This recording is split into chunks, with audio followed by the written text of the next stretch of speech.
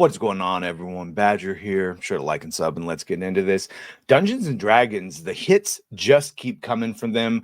I think there's a lot of different things with Wizards of the Coast and Hasbro, but specifically, I think it was in the new edition manual where Gary Gygax was absolutely just. They said a lot of unkind things about him and just painted all of the OG creators as basically old white men that were racist. And of course, that got the attention of Elon Musk and others, and the hits have just kept on coming. I think the most laughable one was, of course, when they decided to turn all the orcs into Mexicans for some reasons, including my favorite Gordita Abuelita up there on the rocks. Just the other day, we talked about this one where it was essentially let's anti-colonialist first and foremost, where you can tell what they're unhappy about. And also, let's not paint all monsters as evil. Let's not have heroes, because that takes away people's agency, and so on and so forth.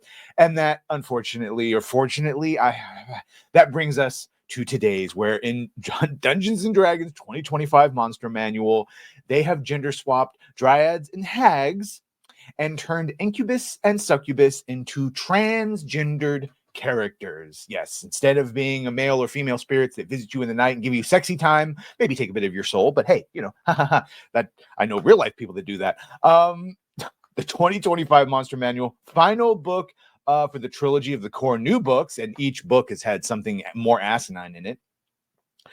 Wizards of the Coast has already revealed gender swapping of traditional monsters like Dryads and Hags, as well as transgender Succubus and Incubus.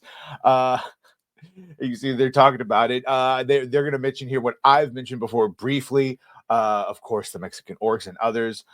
Before the new monster manual began promoting, the 2024 Dungeon Master's Guide infamously has incorporated BDSM fetish community practices in the game for safe spaces, having players make an X with their arms if they feel triggered by a situation, and requiring a DM to stop the game and address the player's questions. And yeah, it was a 2024. At the end, we saw the player's handbook filled with the Mexicano orcs. The big one now, though, is, of course, the Incubus, Succubus, and those others. And by the way, as mentioned earlier, this is Jason Tondro who pinned that forward, basically calling Gary Gygax and Kuntz and the other OG writers racist and sexist. And all the things they accuse us now to shut down conversation. That's what got Elon Musk on this, teasing maybe even buying Hasbro. And now we've got this final book coming out, Dungeons and Dragons, the monster edition. So here we go. They're talking about is you can see some monsters are very similar to what you saw in 2014, and in others it's been reimagined in a variety of ways. Like some of them have penises now. In many others, when we redesigned a monster, we wanted to bring out the monster's story and personality better. Yeah, because then the gender agenda, you can see here the gender, it's definitely an agenda for them. Also, people are going to see the art male or female versions of a creature that they've never seen before. For instance, in the Dryad painting, you now see a male Dryad and a female Dryad. The female developer spoke on changing Dryads, which in Greek mythology always took the form of a young woman. Hags can now be aunties or uncles. No, hags are old witches. Grannies or grandpies. Kendrick followed up, which the creature has always been traditionally a wizened old woman or a fairy with the appearance of an old woman. Yeah. Here we go. Here's your trans representation. Succubus.